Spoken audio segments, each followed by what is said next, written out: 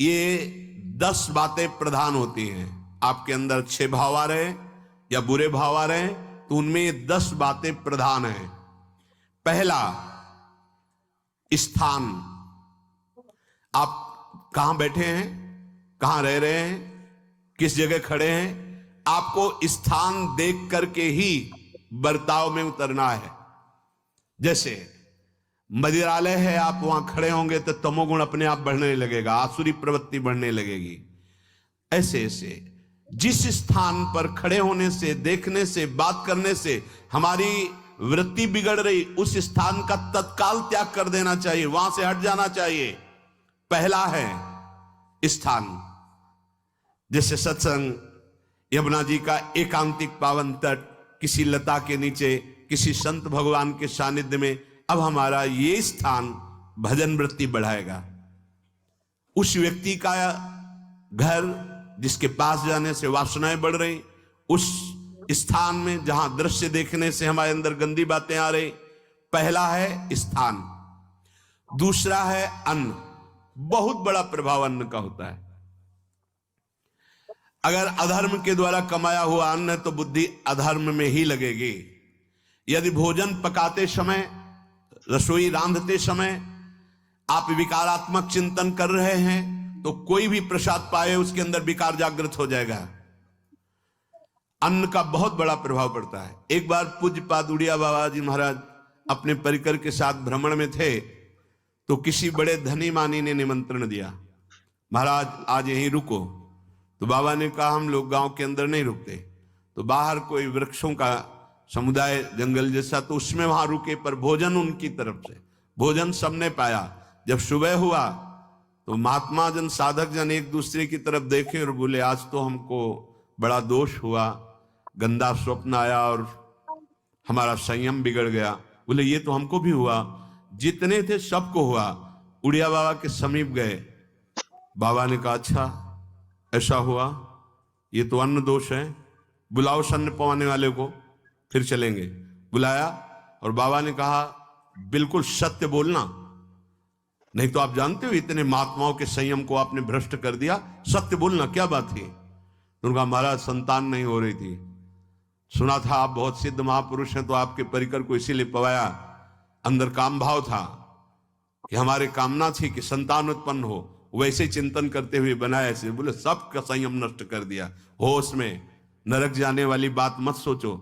अरे संतों को पवाओ जैसे अपने पुत्र को पवाते हैं, ऐसी भावना करनी चाहिए। आज हो भाग्य तो परिणाम खुद मंगल में निकलेगा। काम भाव से युक्त होकर क्यों बनाया, सब संतों के अंदर विकार पैदा कर दिया।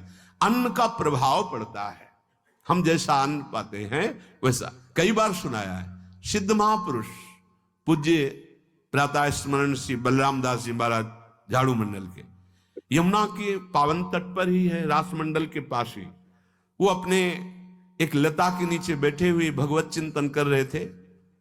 अचानक यमुना जिस नजदीक है तो कोई माई स्नान किए हुए निकली तो नेत्रों ने देखा और विकार उत्पन्न हो गया। वयोवृद्ध सिद्ध महापुरुष, उन्होंने कहा आप तो इस शरीर को नष्ट कर दूंगा।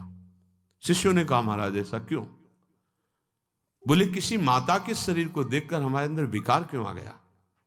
ऐसा नहीं, आज तक कभी नहीं हुआ, ऐसा क्यों हुआ? उनका महाराज आपस में सब शिष्यों ने कि कुछ ना कुछ तो खान पान में गड़बड़ी हो गई तभी ऐसा हुआ। बाबा आज परिक्रमा करते हैं वृंदावन की, बाद में आप जो आदेश करेंगे जैसा करेंगे, पहले परिक्रमा। वृंदावन की परिक्रमा का बहुत बड़ा प्रभाव, जब कभी मन आपका ऐसा विक्षिप्त हो, परेशान हो, तत्काल परिक्रमा प्रारंभ कर देना, नाम जप करते हुए। आप देखना परिक्रमा पूरी होते होते शांति हो जाएगी। बाबा ने खूब नाम कीर्तन करते हुए शिष्यों के साथ परिक्रमा दी, मन का विकार शांत हो गया। उनका ऐसा कैसे हो सकता है कि हमारे अंदर विकार आ गया? ये बड़ी सूक्ष्मता का विषय है। कल प्रसाद कहां से आया था? तो उस समय लाडले गोविंद देव जी महाराज यहीं विराजमान थे वृंदावन में। बोले तो ठाकुर गोविंद देव जी का प्रसाद आया था।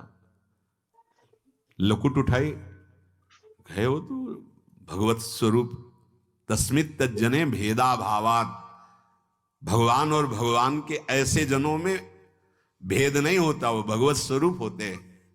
गए और कहा बताओ आपका प्रसाद न पावे तो अपराध लगे कि प्रसाद नहीं पाया, और प्रसाद पावे तो हमारे अंदर काम जागृत हो जाए, हम तो मरे ना दोनों तरफ से। तो ठाकुर जी बात कर रहे थे, दूसरों को नहीं सुनाई दे रहा था। कह रहे थे कि देखो नाराज मत हो, कलकत्ता की वैश्या थी, उसने भोग लगाया, अब उसने भोग लगाया तो हमने चख पाया, तो आपको प्रसाद का किनका लेना चाहिए? किसने कहा था कि पूरा प्रसाद पाइए? जरा किनका ले लेते हो, मधुकर ही पाते। हाँ ये बात आपकी मान, तो हमारा तो पूरा विश्व है, कोई भी भोग लगाएगा हम तो पाएंगे। और हमारे प्रसाद की निष्ठा आप सबके हृदय में, तो किनका लीजिए, पूरा मत पाइए। सोचिए, भगवद अर्पित प्रसाद और वृत्ति, भगवान ने आदेश किया किनका पाओ, माधुकरी मांग के खाओ। यहां वर्णन कर रहे, यदि हम अन्न थोड़ा भी हमारे अंदर दूषित चला गया, तो जब कभी ऐसी विकार की भावना हो, आपके अंदर विकार बन रहा है, तो खोजिए।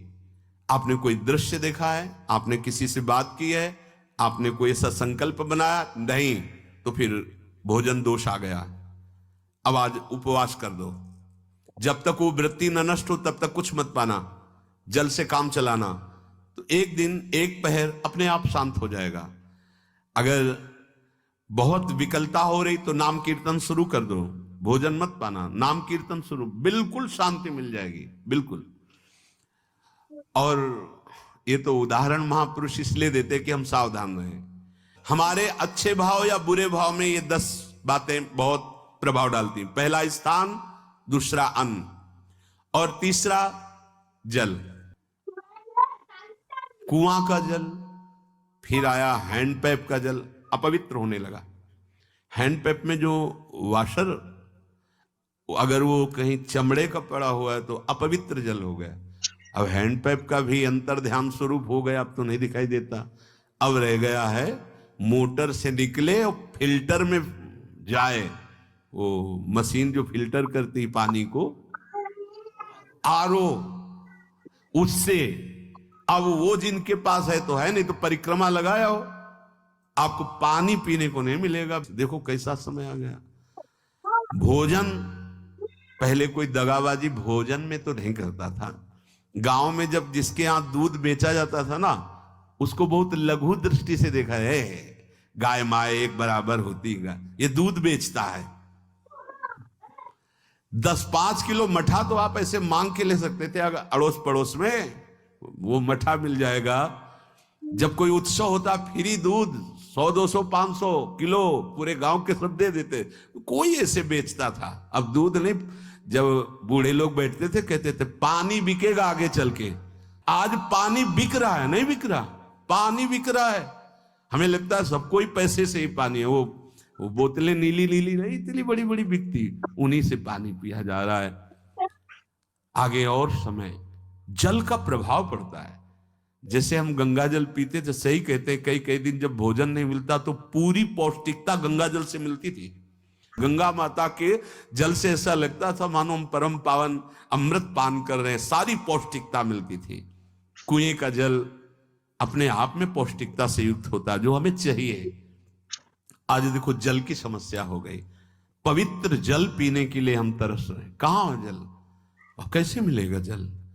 या तो आप पैसे वाले हो तो आप खरीद करके पीजिए, नहीं तो अब वो जल नहीं रह गया कि कुएं से निकाला पी लिया या सरोवर से पी लिया, या कैसा दुर्भाग्य है। जल का बहुत बड़ा योग है साधना में। जैसे स्थान का तो परम पावन वृंदावन धाम, अन्न का तो अब हम भगवत प्रसाद पाते हैं, तो जल का बहुत बड़ा योग है। आज दूषित होता चला जा रहा है, क्योंकि अब हाथ की बात नहीं रह गई है कि आप सुंदर कुआं से जल लें या सरोवर से जल लें।